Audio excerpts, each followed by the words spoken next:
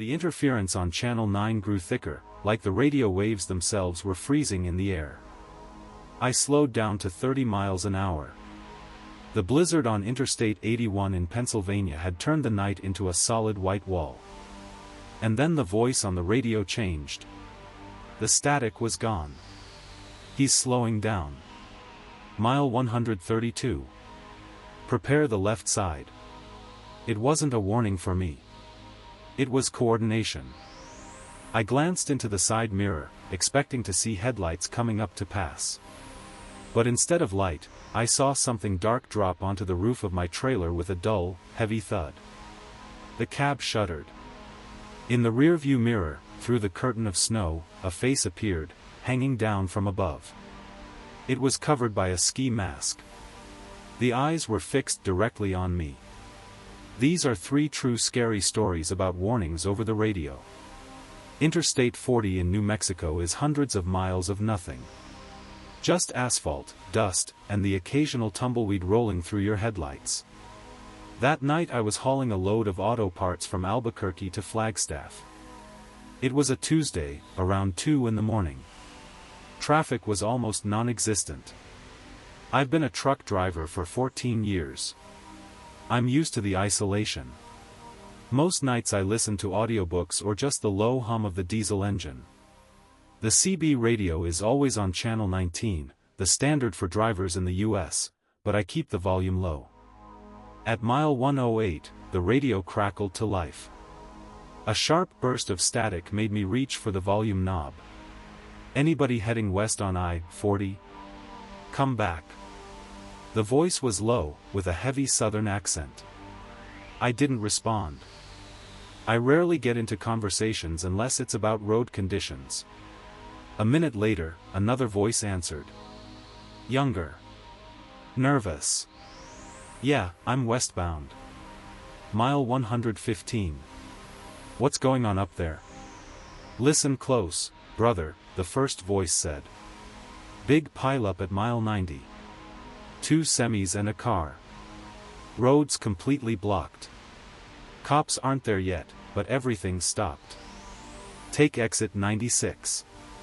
There's an old dirt road, it'll take you around and bring you back out near mile 82. I glanced at my GPS. Clear road. No red lines. No reported accidents. But out there, signal drops all the time. GPS data can lag for hours. I checked my odometer. Mile 102. 6 miles to exit 96. I keyed the mic. This is a white Freightliner. You sure about exit 96? My map shows a dead end. Static hissed. Then the first voice came back. Sure am, Freightliner. Just ran it myself. Stay right, the turn's narrow. That's it. I eased off the throttle. The rational part of my brain told me it was better to lose an hour in traffic than gamble on some dirt road in the middle of the night. But I was on a tight schedule. If I got stuck until morning, I'd miss my delivery window and violate the contract. At mile 96, I saw the sign. It was rusted, half covered in spray paint. I flipped on my right blinker and left the smooth asphalt for gravel.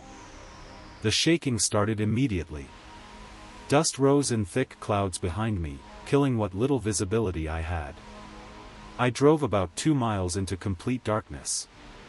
The road kept getting narrower. Dry branches scraped along the sides of the trailer. This didn't feel like a detour meant for semis. I stopped. The engine idled quietly.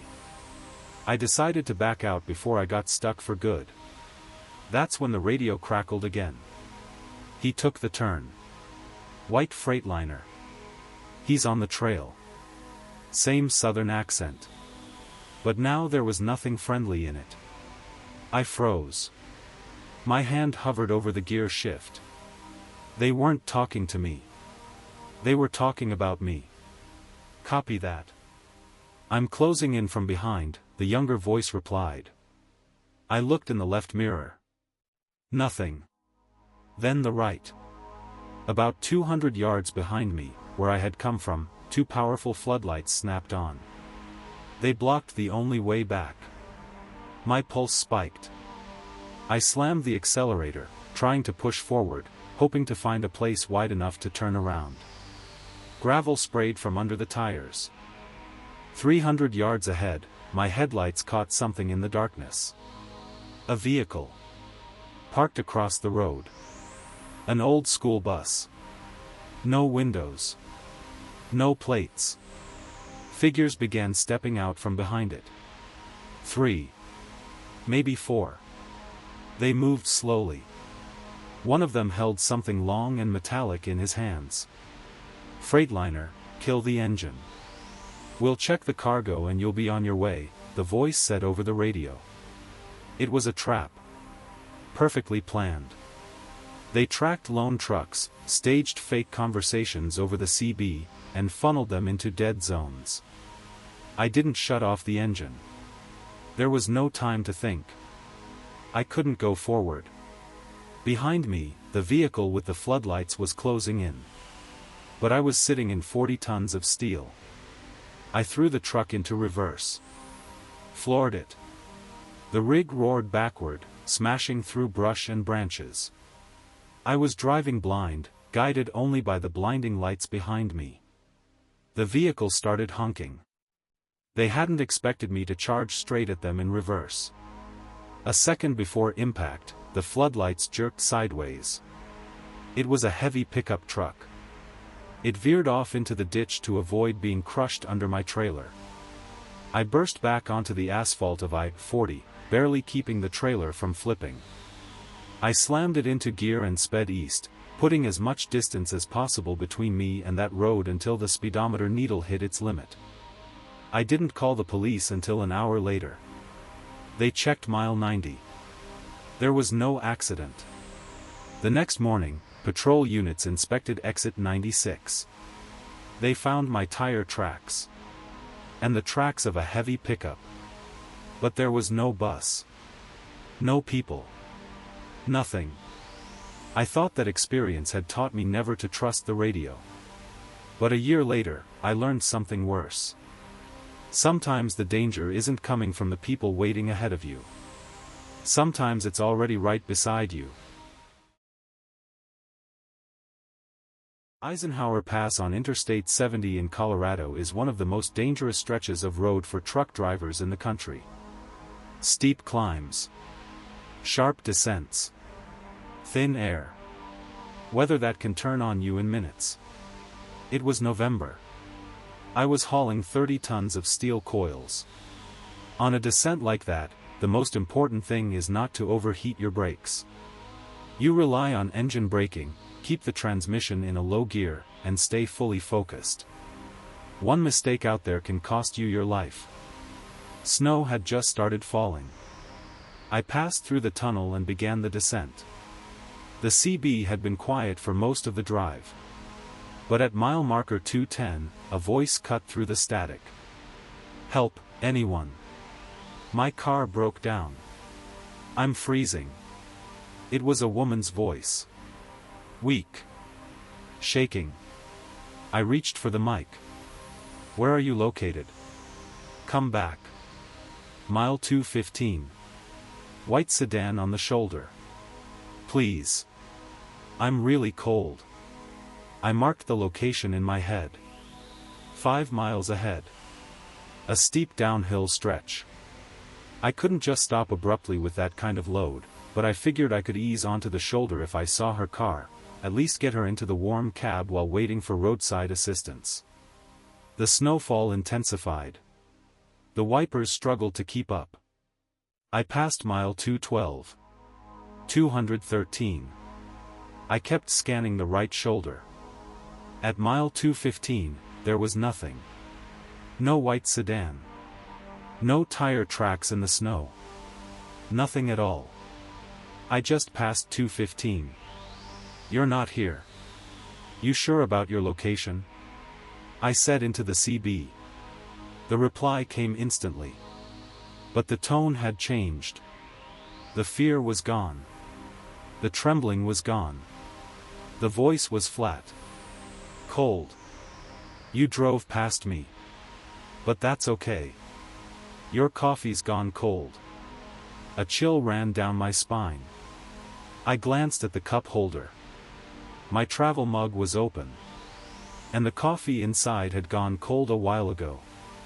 I forced myself to rationalize it. A guess. Just a lucky guess. I didn't respond. A minute later, the voice came back. Your right wiper's leaving a streak. You should replace it. My breathing quickened. The right wiper was torn. It was leaving a thin arc of water across the windshield, right in front of the passenger seat. No one outside could have seen that. The cab was dark. Who is this? I demanded, scanning my mirrors. There were no headlights behind me.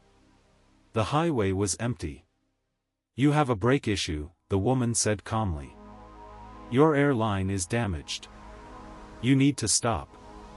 Right now. The trucker instinct kicked in faster than fear. I glanced at the air pressure gauges. Both circuits read normal. 120 psi. The brakes were fine. Someone was trying to make me stop. On a dark, icy downhill. Go to hell, I muttered under my breath without keying the mic, reaching to switch the CB off. And then I felt it. A dull from beneath the cab. Right under the floor. Near the transmission. The radio hissed on its own. Don't turn it off. I'm under you. Stop the truck. I froze. Someone was attached to the underside of my truck. Between the frame and the fuel tanks. There's enough space for a person if they know how to hold on. She must have climbed up there while I was stopped at a gas station before the pass. And she had a portable radio. My foot instinctively moved toward the brake pedal. My rational mind screamed at me to stop. To figure it out. But the instinct sharpened by years on the road was louder. If I stopped at night, in a snowstorm, with someone under my cab who was calmly trying to brake me, I wasn't getting out of that alive. I didn't know if she was alone. I didn't know if she had a weapon. I didn't brake. Instead, I shifted up. The truck began to gain speed on the descent. 50 miles an hour. 60. Stop, the voice snapped into a scream. Panic broke through for the first time. You're going to kill both of us. I heard metal scraping beneath the floor. She was trying to damage something. One of the air pressure circuits began to drop slowly. She was cutting the lines.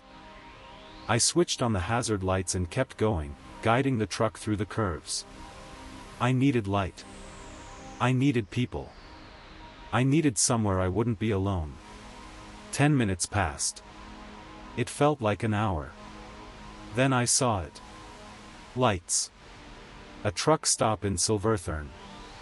I pulled in fast, tires screeching as I brought the rig to a stop directly under a bright overhead lamp near the entrance. I jumped out of the cab, pry bar in hand, and dropped to a knee to look underneath. There was no one there. But something was wrapped around the driveshaft. A thick nylon rope. One of the brake air hoses had been cut halfway through. A few more minutes, and I would have lost my brakes completely on that descent. And on the inner side of the frame, in the mix of snow and road grime, there were fresh marks. Gloved handprints. She had jumped off while I was slowing down near the exit. The mechanics at the station were shaken when they saw it. They told me it was a newer method. Hijackers hide under the cab, simulate a breakdown over the CB, lure the driver into stopping in an isolated place, then move in. I changed my routes after that. I stopped driving through Colorado. But sometimes, when I stare into the darkness beyond the windshield, I think I hear her voice. Not from the radio. From somewhere outside. The third story happened last winter. The Appalachian Mountains. Interstate 81. I was running a night shift.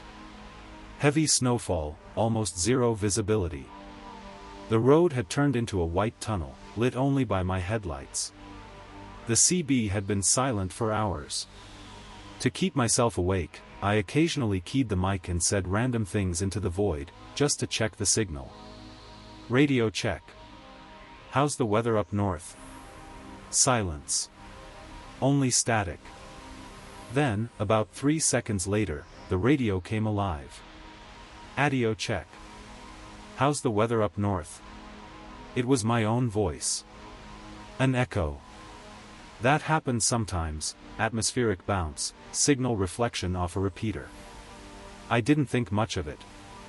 10 minutes later, I keyed up again. No one on the channel. Driving blind out here. 3 seconds passed. One on the channel. Driving blind out here. I smiled. It amused me. I started whistling a tune. The echo whistled back.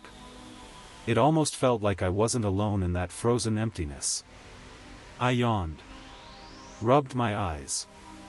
The snow was hypnotic. The radio crackled. You're tired. You need to pull over. I flinched. It was my voice. My tone.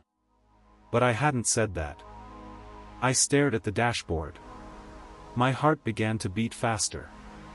Who's there? I asked. 3 seconds. S there? Pull into the turnout. Mile 132.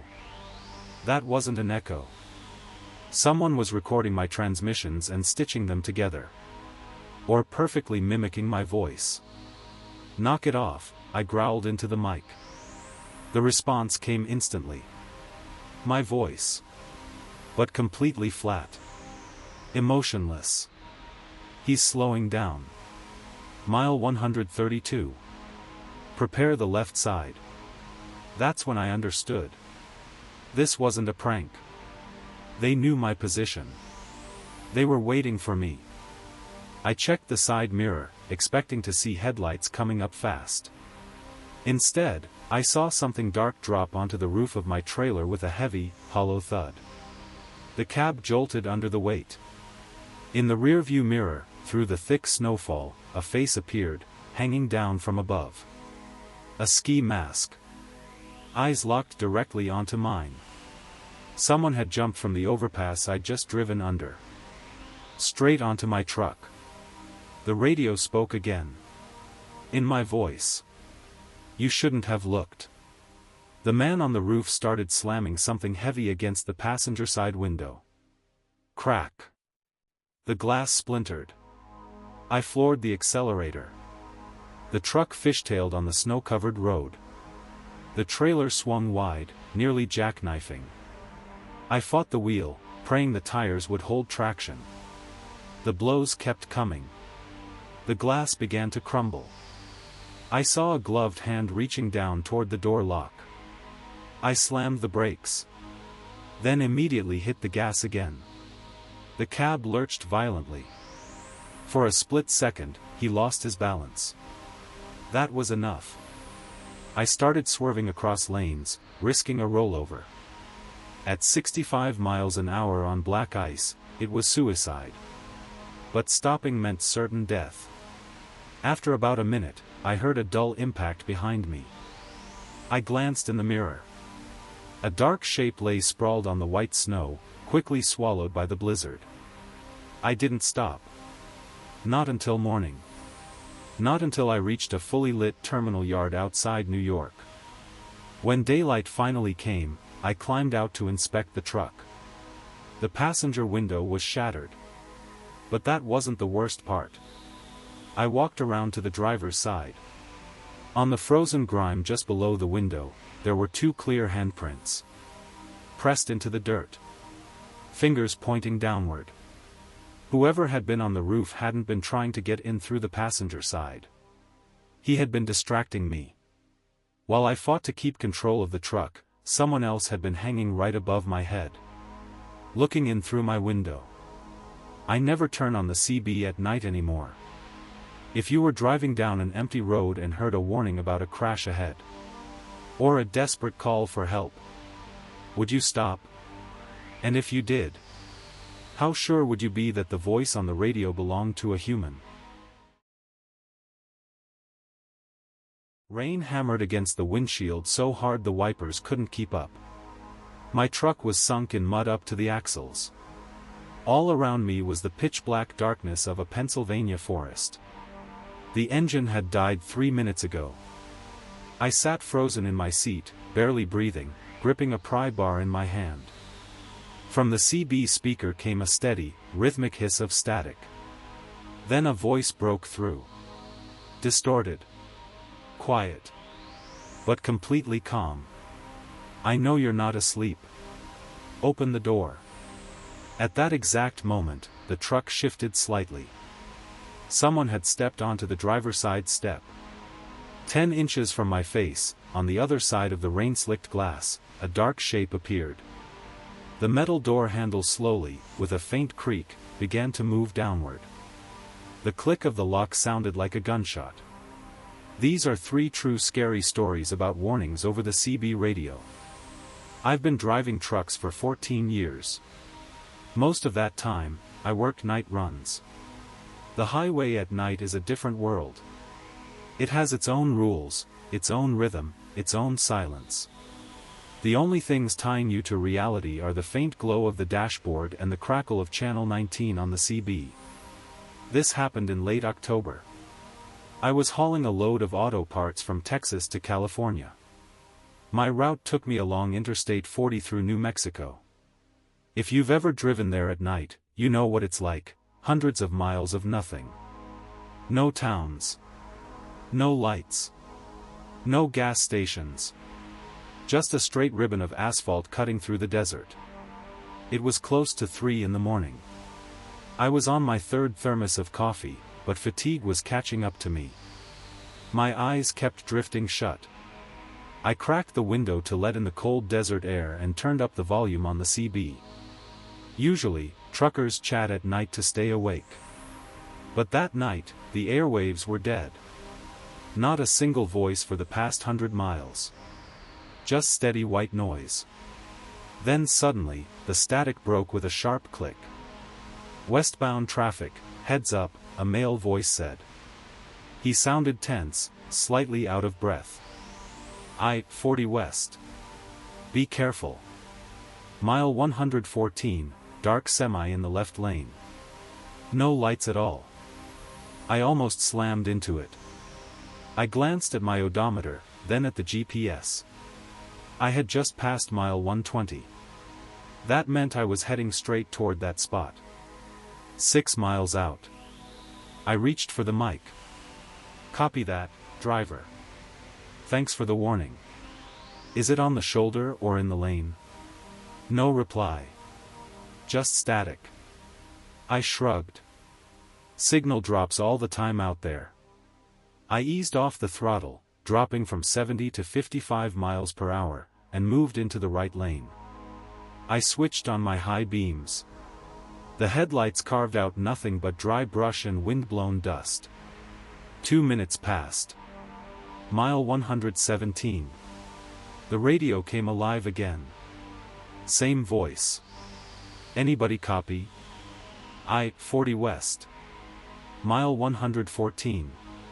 Dark semi, it's not just sitting there. I keyed the mic again. I hear you. I'm coming up on 116. What's going on? Call it in if it's a wreck. Silence. A flicker of irritation crept in. If this was a prank, it was a stupid one. But there had been real fear in that guy's voice. I passed mile 115. The road dipped slightly. I stared into the darkness ahead, expecting to see the outline of a disabled truck. My foot hovered over the brake. Mile 114. I slowed to 40. My headlights lit up empty pavement. Nothing in the left lane. Nothing in the right. Nothing on the shoulder. The road was completely clear. I exhaled, a mix of relief and irritation. Damn pranksters. I pressed the accelerator, ready to get back up to speed. That's when the radio crackled for the third time. I-40 West. Mile 114. Dark semi. The voice had changed. The breathlessness was gone. The panic was gone. Now it was flat. Monotone. Like a recording stuck on repeat. In the left lane. No lights. I frowned, staring at the black plastic face of the CB unit. It was a recording. Someone was broadcasting a pre-recorded message. I passed mile 113. And then I saw it. Ahead, right at the edge of my headlights, something massive lay across the asphalt. I slammed the brakes. Air hissed through the system. The heavy rig began to skid, but I held the wheel steady. I came to a stop about 20 yards from the obstacle. It wasn't a truck. It was a chain of steel spikes stretched across both lanes. And behind it, blocking the road completely, lay a fallen concrete pole. If I had been doing 70 like I planned, I would have shredded my front tires, lost control, and plowed straight into concrete at full speed. My truck would have turned into a twisted pile of metal. My heart was pounding in my throat. I sat there, breathing hard, staring at the trap. Someone had broadcast that warning about mile 114 on purpose. Simple calculation. The driver slows down. Sees nothing at mile 114. Relaxes. Hits the gas again. And at mile 113 drives straight into the real ambush. I reached for the radio to send out an SOS. But I didn't get the chance. From the deep ditch to the right of the road, shadows began to rise. There were 4 of them. They didn't run. They walked. Slow. Deliberate. Straight toward my truck. In one man's hand, something metallic caught the faint light, a crowbar or a length of pipe. They moved in complete silence. Instinctively, I hit the door locks. Then I grabbed the gear selector. I couldn't go forward. The spikes blocked the road. There was only one option. Reverse. The truck began creeping backward. The figures picked up their pace. One of them nearly reached my right front wheel. I slammed the accelerator to the floor. The engine roared. The truck shot backward, gaining speed. Driving in reverse like that, at night, on a highway, it's insanely dangerous. But I had no choice. I watched the mirrors, praying no one was coming up behind me. I reversed for nearly a mile before I risked cutting across the median to turn around. Then I pushed hard eastbound, putting as much distance as I could between me and that place until I reached the nearest town. That's where I called the police. They found the spikes. They found the concrete pole. But they didn't find anyone. They told me it was an old trick, gangs targeting trucks in remote desert areas. I thought that was the end of it. I quit that company. Switched to daytime routes. The rain hammered the windshield so hard the wipers couldn't keep up. My truck sat buried in mud up to the axles, swallowed by the pitch-black woods of Pennsylvania. The engine had died 3 minutes ago. I sat frozen in the driver's seat, holding my breath, gripping a tire iron in my hand. From the CB radio came the steady, rhythmic hiss of static. Then a voice broke through. Distorted. Quiet. Calm. I know you're awake. Open up. At that exact moment, the truck rocked slightly. Someone had stepped onto the driver's side step. 10 inches from my face, on the other side of the rain-streaked glass, a dark shape appeared. The metal door handle began to move, slowly, with a faint creak, sliding downward. The click of the lock sounded like a gunshot.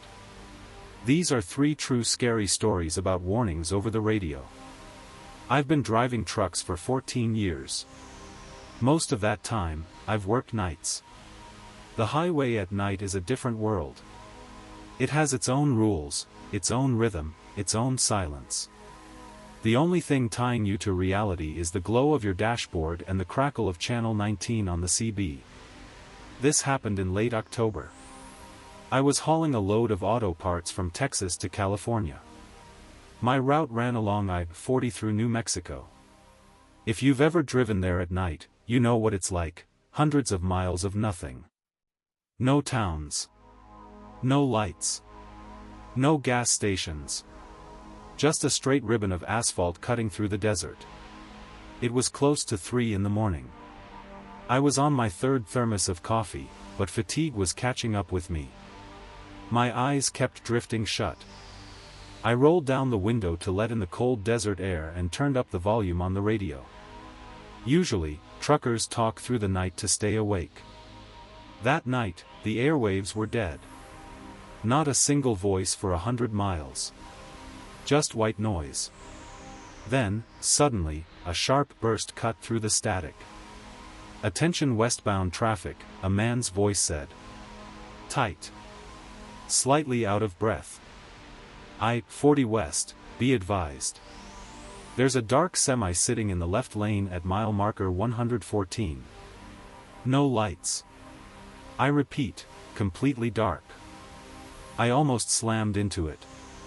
I glanced at my odometer, then at the GPS. I had just passed mile 120. That meant I was heading straight toward it. Mile 114 was only 6 miles ahead. I grabbed the mic. "Copy that, brother. Appreciate the heads up. Is it on the shoulder or blocking the lane?" No answer. Just static. I shrugged. Signal drops all the time in New Mexico. I eased off the throttle, slowing from 70 to 55, and moved into the right lane. Flipped on my high beams. The light carved out nothing but dry brush and dust swirling in the wind. 2 minutes passed. Mile 117. The radio crackled again. Same voice. "Anybody copy? I-40 West, mile 114. That dark semi, it's not just sitting there." I keyed up again. "I hear you. I'm coming up on 116. What's going on? Call it in if it's a wreck." Silence. A flicker of irritation crept in. If this was a joke, it wasn't funny. But there had been real fear in that man's voice.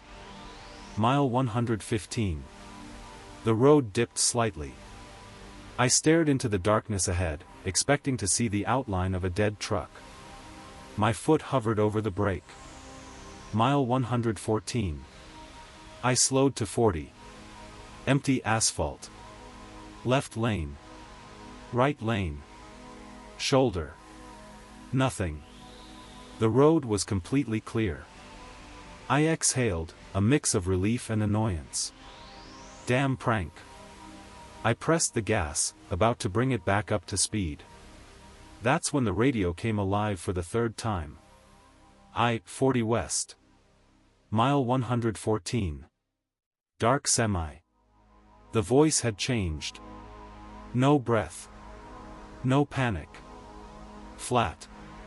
Mechanical. Like a tape on repeat. Sitting in the left lane. No lights. I frowned at the radio. A recording. Someone was broadcasting a pre-recorded warning. I passed mile 113. And then I saw it. Right at the edge of my headlights, something massive lay across the road. I slammed the brakes. Air hissed. 40 tons of steel shuddered, the trailer threatening to jackknife, but I held the wheel steady. The truck skidded to a stop about 20 yards short of the obstruction. It wasn't a semi. It was a strip of steel spikes laid across both lanes. And beyond it, a fallen concrete pole blocking the road. If I had still been going 70, I would have shredded my front tires, lost control, and plowed straight into that concrete. My truck would have been a pile of twisted metal. My heart pounded in my throat. I sat there, breathing hard, staring at the trap.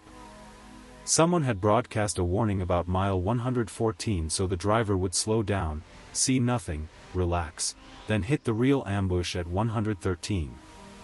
I reached for the radio to send out an SOS. I didn't get the chance. To the right, from a deep ditch, shadows began to rise. 4 of them. They didn't run. They walked. Slow. Direct. Straight toward my truck. One held something long and metallic. A crowbar. Maybe a pipe. They didn't say a word. I instinctively locked the doors and grabbed the gear shifter. Forward was impossible. Spikes. There was only one way out. I threw it into reverse. The truck began to roll back. The shadows quickened. One of them nearly reached my right wheel. I floored it. The engine roared, the rig lunging backward down the highway. It's a suicidal move at night, but I didn't have a choice. I watched my mirrors, praying no one was coming up behind me. I backed up for nearly a mile before I risked a turn across the median. Then I drove east, away from that place, as fast as the truck would go. I didn't call the police until an hour later. They checked mile 114. No accident. The next morning, they inspected the off-ramp at 96. They found my tire tracks. And the tracks of a heavy pickup. But the bus was gone. The people were gone. Like they'd never been there. I thought that experience taught me not to trust the radio. But 6 months later, I was driving I-80 through Nevada. It was noon. Bright sun. My CB was turned down low. Through the static, a voice broke through. Attention westbound traffic. Be advised. There's a dark semi sitting in the left lane at mile marker 114. No lights. Same voice. Same tone. Same recording. Only now they were hunting in another state. I don't know how many drivers believed that warning. And I don't want to know what happened to the ones who didn't slow down in time. Winter in Colorado doesn't forgive mistakes. If you drive I-70 near Eisenhower Pass, you know how fast things can turn. 10 minutes is all it takes.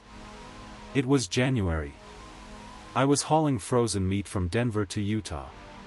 Forecast said light snow. Nothing serious. I planned to clear the pass before midnight. Around 10, the blizzard hit. Not snow. A whiteout. The wind slammed into the cab hard enough to rock it side to side. Visibility dropped to 0. I couldn't even see my hood, let alone lane markings. I crawled at 15 miles an hour, guiding myself by the rumble strips. If the wheel hummed, I steered left. If the truck started to drift, I eased off the throttle. I was trapped. Stopping on the highway in that weather is a death sentence. Someone will hit you from behind. You keep moving, or you die. The cab was cold. The heater blasted, but the windows bled ice. I stared into the white void ahead. Channel 19 was silent. Every sane driver had already pulled off. Then the radio came alive. Hey, driver in the Peterbilt. Red trailer. You copy? I flinched. That was me. Peterbilt. Red reefer. I grabbed the mic. Yeah, I copy. Who is this? State DOT snowplow, a deep, confident voice said. Half a mile ahead of you. You're heading straight into a blind zone. Avalanche came down at mile 215. Roads blocked. If you keep going, you're done. My stomach dropped. Avalanche. Worst case scenario.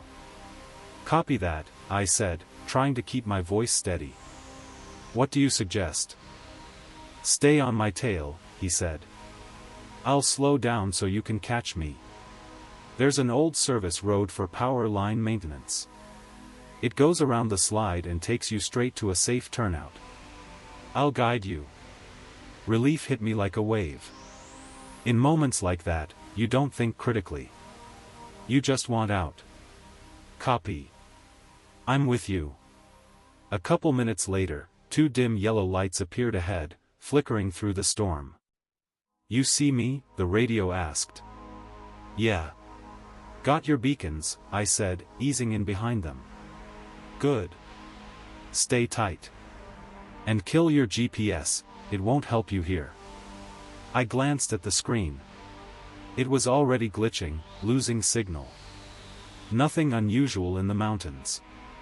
I focused on the lights. We drove like that for 20 minutes. The wind howled like something alive. Then I noticed something. A detail. The lights. Colorado plows have massive light bars. Bright. Strobing. These. They were too low. And they weren't flashing. Just dull, steady yellow. Like old fog lights. I cracked the window, letting in a blast of freezing air, and listened. In the mountains, a snowplow's diesel echoes for miles. I heard nothing. Just wind. And my own engine. Hey, plow, I called. How much farther? My temp gauge is acting up. No answer. I keyed up again.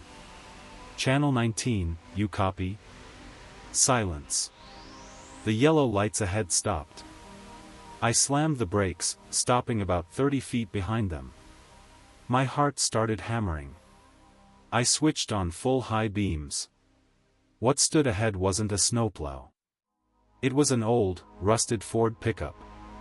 Boards in the bed. No markings. No equipment.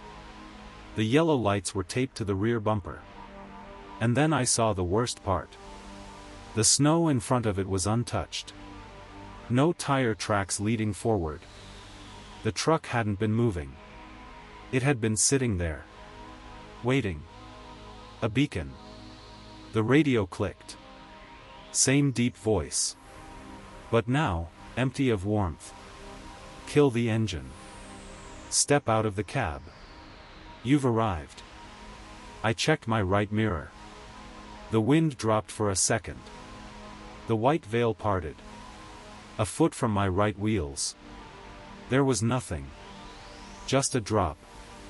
A black void falling hundreds of feet.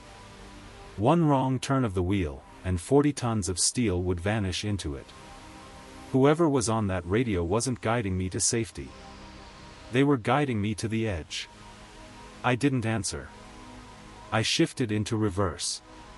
Backing down a narrow mountain road in a blizzard, beside a cliff, is suicide. But staying there was worse. I followed my own fading tire tracks, inch by inch, mile after mile, until I felt solid asphalt beneath my wheels again.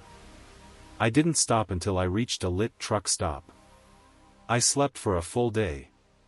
Later, I checked the reports. No avalanche at mile 215. The road had been open all night. But I found something else.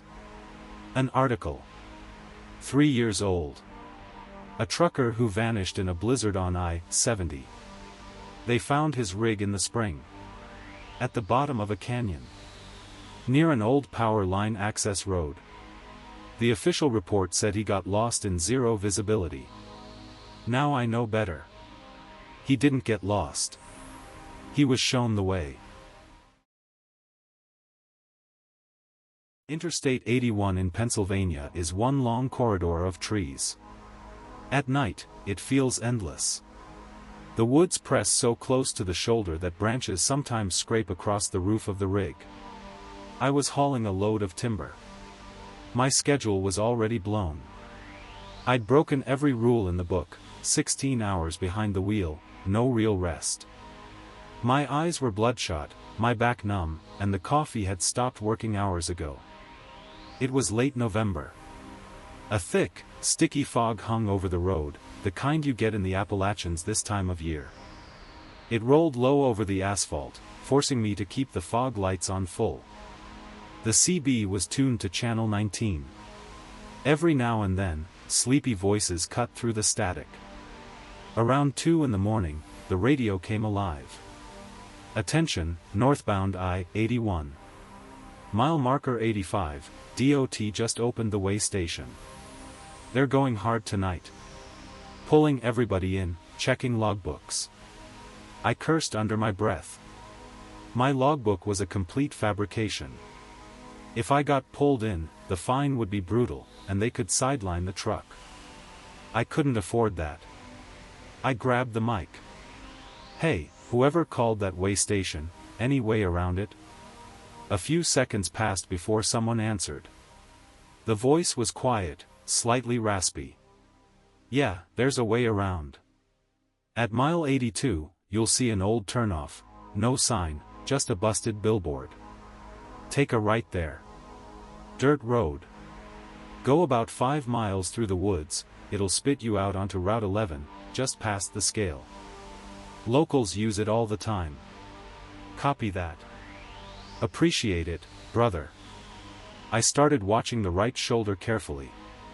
The fog kept getting thicker. Finally, I spotted the rusted skeleton of an old billboard. Right behind it, a narrow road slipped into the trees. The asphalt had long since disappeared, just packed dirt and gravel left. I slowed down, hit the turn signal, and eased into the darkness. The forest closed in behind me. The trees were massive. Their crowns tangled overhead, blocking even the faint moonlight filtering through the fog. I kept it at 20 miles an hour. The trailer, loaded with timber, swayed heavily over the ruts. 10 minutes passed. The road got narrower. Branches began to scrape along the sides of the trailer, a dry, grating sound that made my teeth itch. I glanced at the GPS. There was no Route 11. Just a green void of forest. Hey, the guy who gave that detour, I said into the CB. You sure this is the right road? This is tight for a rig. Nothing but static. I drove another mile. The road curved sharply left. I cranked the wheel, my headlights sweeping across the trunks, and then stopping dead. A wall of dirt and fallen logs blocked the way. The road just ended. An old logging dead end. I slammed my hand against the steering wheel. Damn idiot. Either I took a wrong turn, or someone decided to have a laugh. There was no way to turn around. Dense forest on both sides. Only one option, back the whole 5 miles out in total darkness. I took a deep breath, shifted into reverse, and checked my mirrors. That's when the light appeared. About 50 yards behind me, right in the middle of the road, 2 bright headlights flared to life, aimed straight at me. Someone had been creeping behind me in the dark, lights off, and only turned them on now that I'd hit the dead end. I hit the brakes. Hey! Back there! I shouted into the CB. I'm at a dead end. Back up, I've got nowhere to turn. The lights didn't move. The vehicle just sat there. I grabbed the mic again. You deaf? Back it up. Silence. Then the radio clicked softly.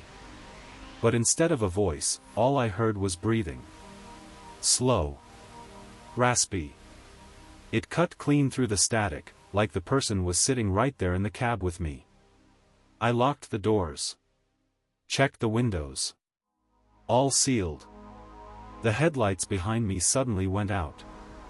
The forest dropped back into absolute, suffocating darkness. I sat frozen. The engine hummed beneath my feet. I stared into the mirrors but saw nothing but black. Did they leave? Or did they get out and start walking? I reached under the seat and pulled out a heavy steel tire iron, resting it across my lap. A minute passed. Then another. Nothing happened. I started to loosen up, just a little. Probably some local kids messing with a trucker. Saw I was stuck and bailed. I looked at the left mirror again. My heart stopped. At first, I hadn't noticed because of the fog. But now my eyes had adjusted to the dark, and I saw it clearly. A man was standing right next to my left rear wheel. Tall. Dressed in something dark, shapeless. Completely still. Staring straight into my side mirror.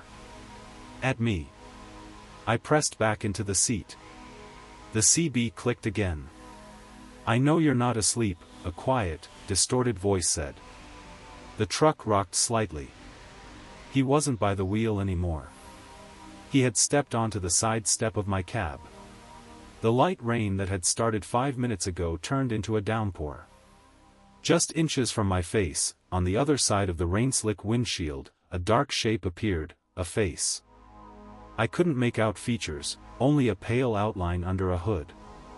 The metal handle of my door slowly, deliberately, began to move downward. Testing the lock. The click of it holding sounded like a gunshot. The voice came through the CB again. But this time I realized something that made my blood turn to ice. It wasn't just coming from the speaker. I could hear it muffled through the glass. The man outside was holding a handheld radio up to his lips, speaking on channel 19, standing less than 3 feet from me. "Open up," he whispered into the mic. And I saw his lips move behind the glass.